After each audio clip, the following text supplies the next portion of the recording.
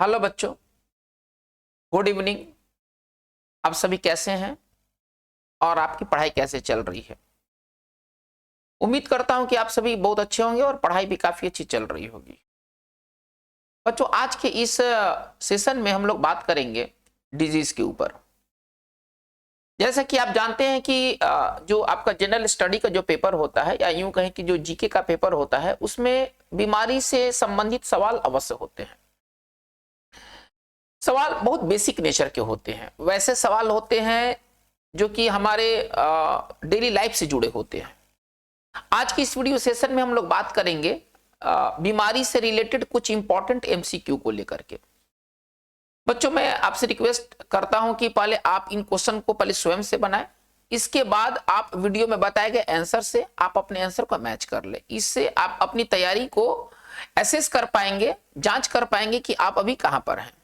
तो चलिए आज के इस सेशन के शुरुआत करते हैं अपने फर्स्ट क्वेश्चन से। सवाल हमारा क्या कह रहा है? निम्नलिखित में से किस बीमारी का भारत से उन्मूलन हो गया है? आपके पास चार विकल्प है: प्लेग, कालाजार, चेचक और पोलियो। आपको बताना यह है कि किस बीमारी का भारत से उन्मूलन हो गया है। बच्चों, इसका जो राइट आंसर होना चाहिए वो होना चाहिए सी, होना चाहिए चेचक। ठीक है ना, चेचक का भारत से उन्मूलन हो चुका है।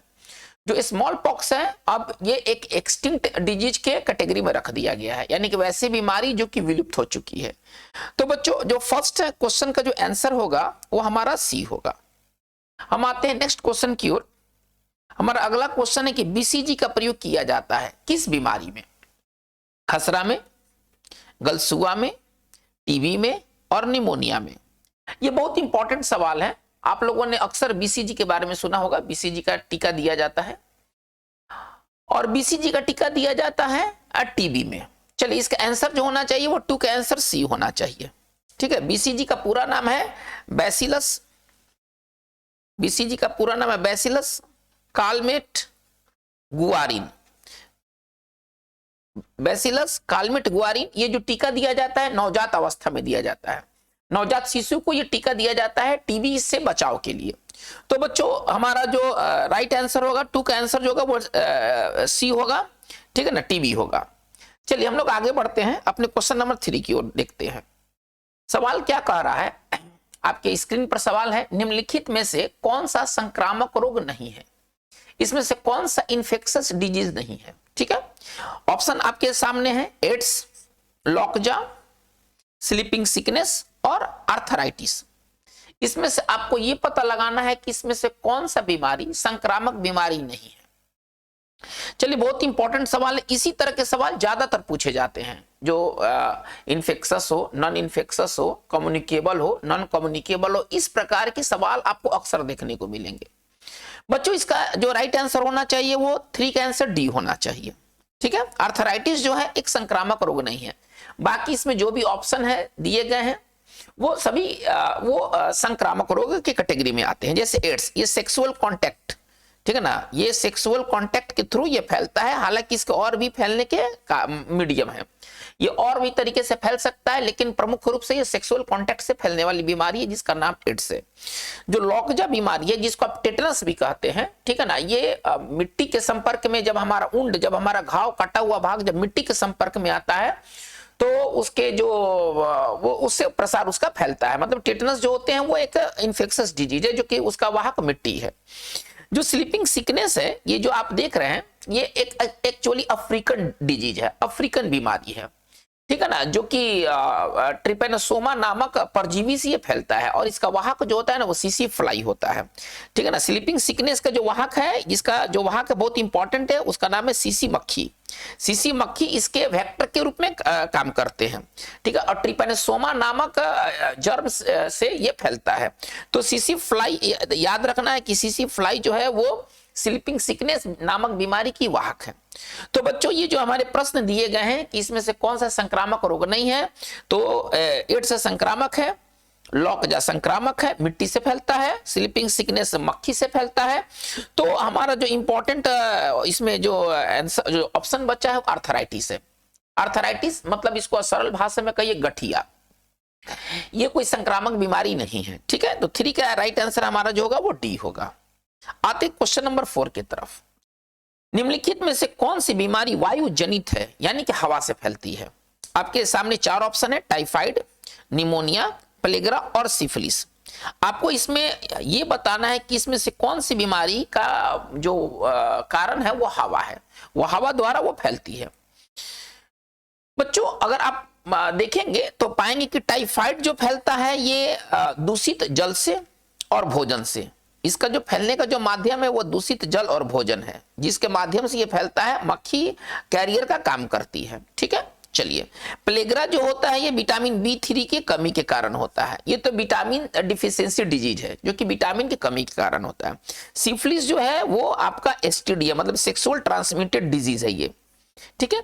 तो हवा से फैलने वाले रोग में आपका बच गया निमोनिया। निमोनिया एक ऐसी बीमारी है जो कि ड्रॉपलेट इन्फेक्शन, खांसने से, खखारने से, थूकने से, ये उसके जो भी जर्म्स है वो हवा के द्वारा वो प्रसारित होते हैं।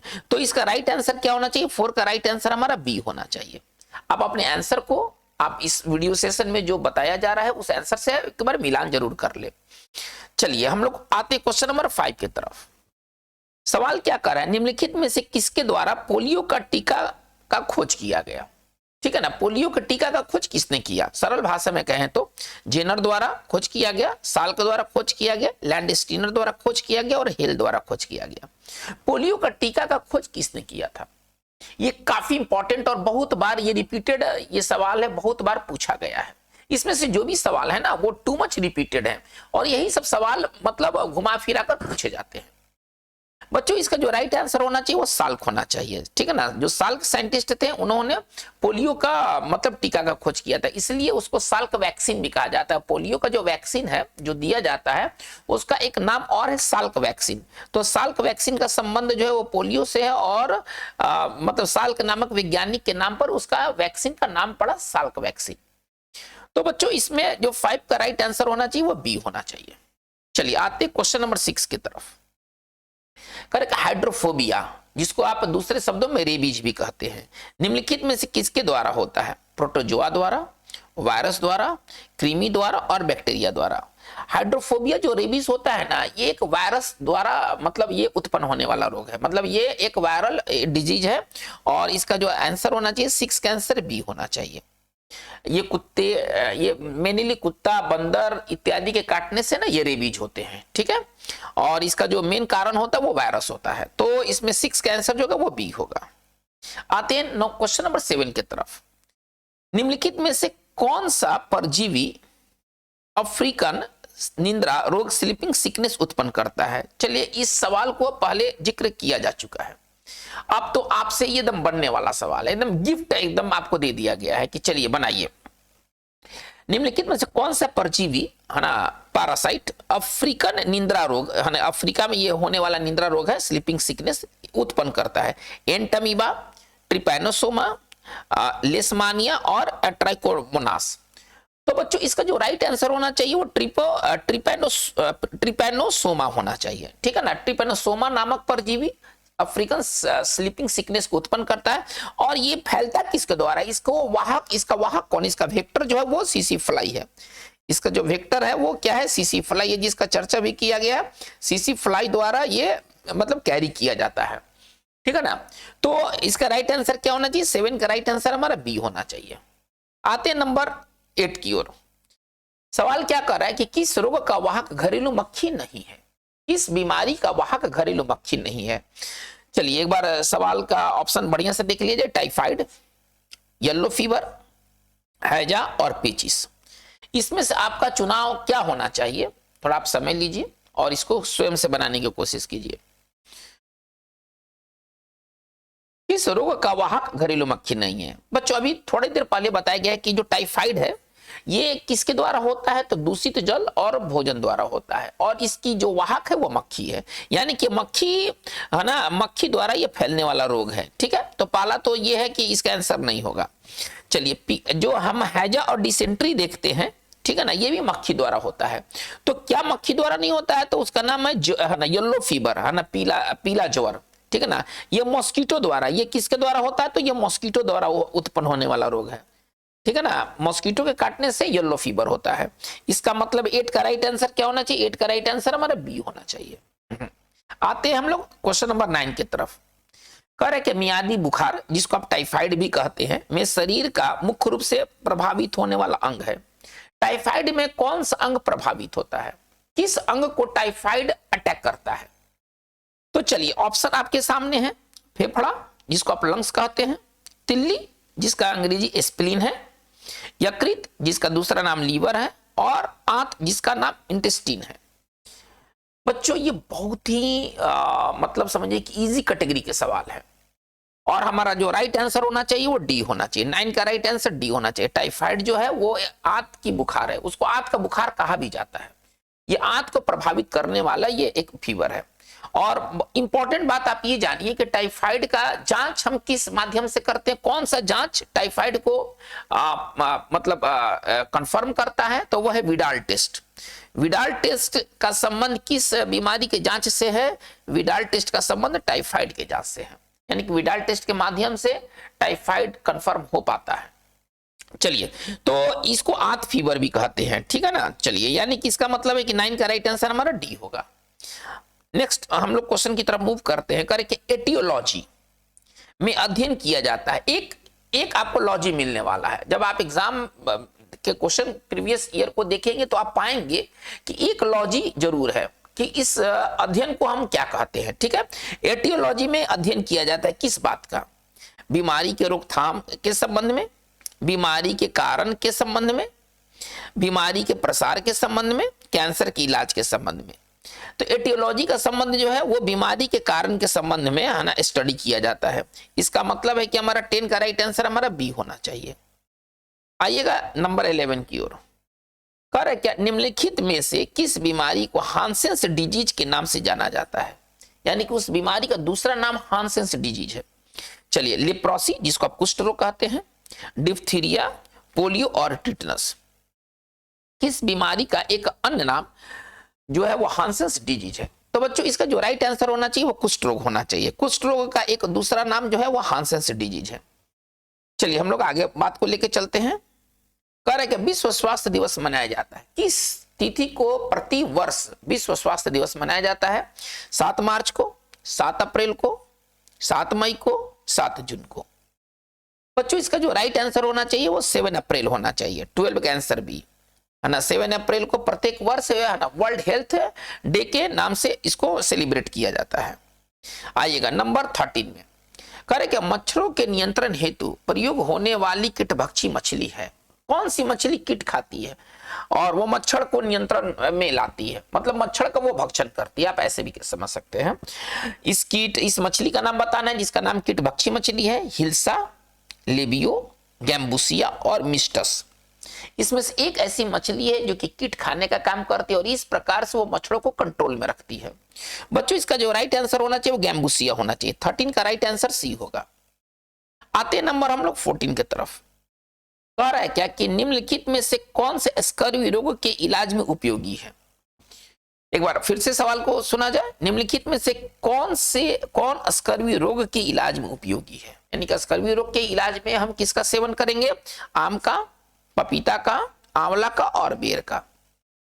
बच्चों पहले आप ये समझ ले कि स्कर्वी जो डिजीज है ये किसके कमी से होता है?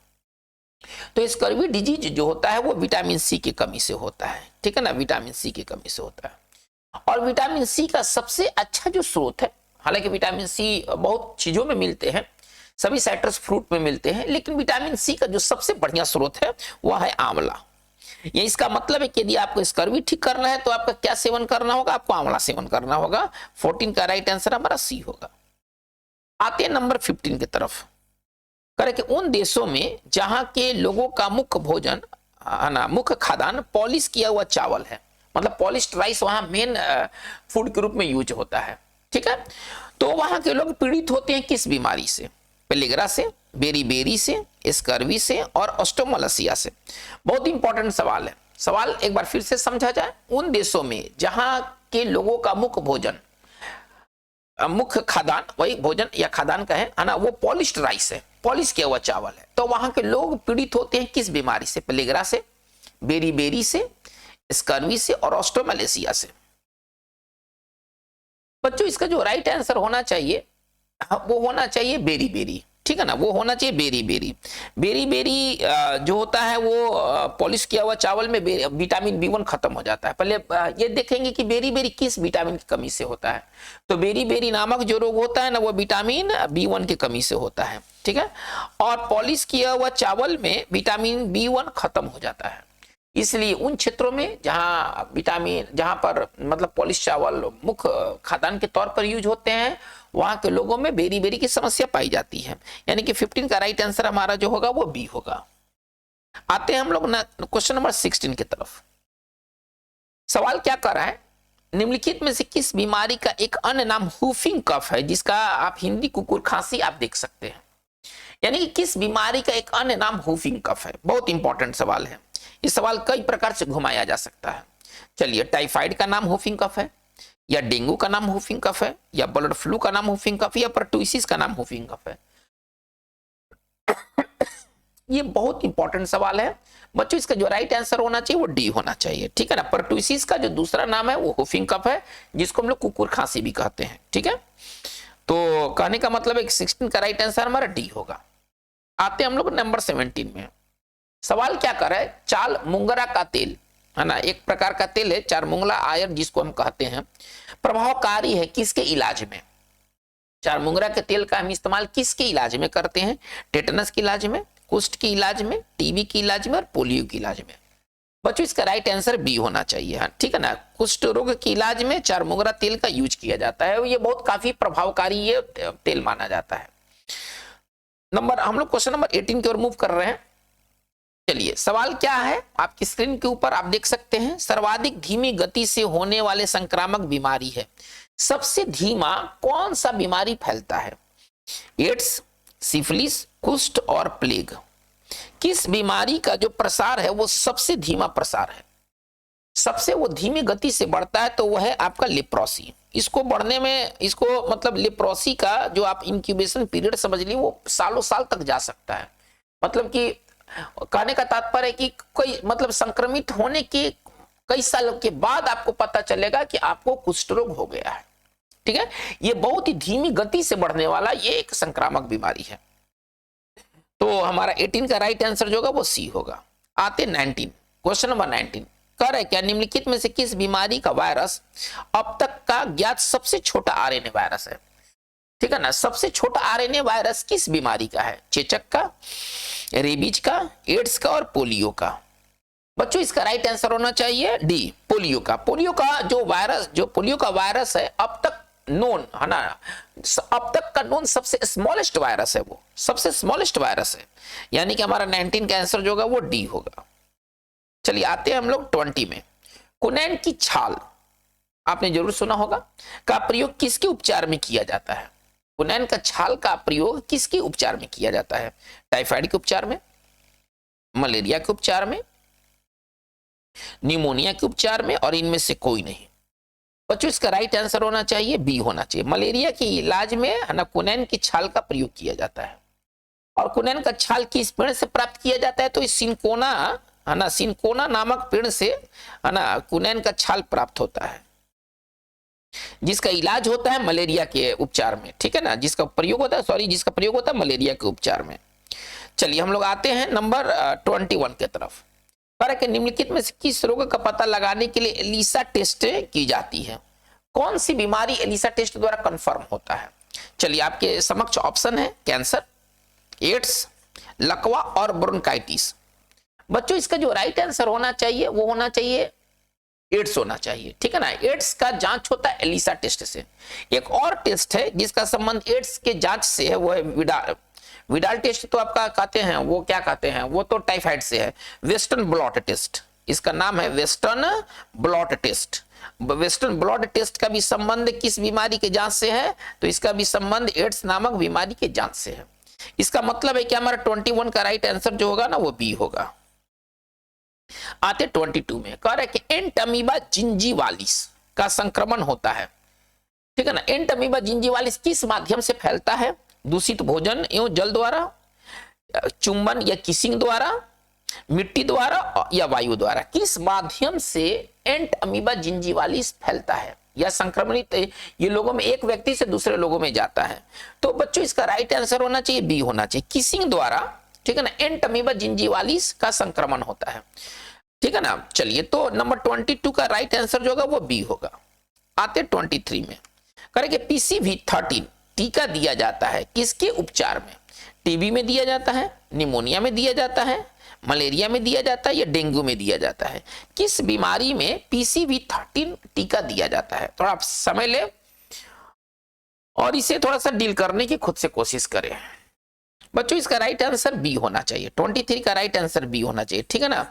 निमोनिया के इलाज में, निमोनिया के ट्रीटमेंट में PCV13 नामक वैक्सीन का प्रयोग किया जाता है। आते 24 में, करेक्ट, निम्नलिखित में से किस बीमारी का टीका उपलब्ध नहीं है? मतलब टीका बना ही नहीं। आप ऐसा समझिए, इसको दूसरे शब्दों में हम कह सकते हैं कि उस बीमारी का टीका तैयार ही नहीं हो पाया। वो कौन सी बीमारी है? डिप्थीरिया का, कुकुर खांसी का, टीबी का और चिकन पॉक्स का। बच्चों इसका जो राइट आंसर होना चाहिए वो चिकन पॉक्स होना चाहिए, ठीक है। चिकन पॉक्स नामक बीमारी का कोई टीका अवेलेबल नहीं है, ठीक है ना, कोई टीका अवेलेबल नहीं। एक्टिव इम्यूनिटी देने के लिए कोई वैक्सीन नहीं बन पाया है, ठीक है। हाँ, डिप्थीरिया का और कुकुर खांसी का, ये जो दो हैं, ये इसके लिए टीका दिया जाता है DPT, है ना, डिप्थीरिया पर्ट्यूसिव टेटनस, है ना, जिसको ट्रिपल एंटीजन के नाम से भी जाना जाता है। अच्छा, टीबी का टीका क्या है? अभी बात हुआ है ना, BCG का टीका। BCG का टीका किसके रक्षण के लिए दिया जाता है? टीबी के रक्षण से। DPT किसके रक्षण से दिया जाता है? डिप्थीरिया के रक्षण से, कुकुर खांसी के रक्षण से। तो बच्चों इसका जो राइट आंसर होना चाहिए 24 का आंसर डी होना चाहिए। आते हैं 25 में, करेंगे जापानी इंसेफ्लाइटिस का कारक होता है। किस कारण से जापानी इंसेफ्लाइटिस फैलता है? चलिए, जीवाणु, विषाणु, परजीवी, प्रोटोजोआ और फफूंद। किसके द्वारा ये जापानी इंसेफ्लाइटिस फैलता है? तो इसका राइट आंसर बी होना चाहिए, विषाणु द्वारा, ठीक है ना। यानी कि 25 का राइट आंसर बी। जापानी इंसेफ्लाइटिस एक बीमारी है जो कि ब्रेन को प्रभावित करती है, ब्रेन में सूजन आ जाता है, ठीक है ना।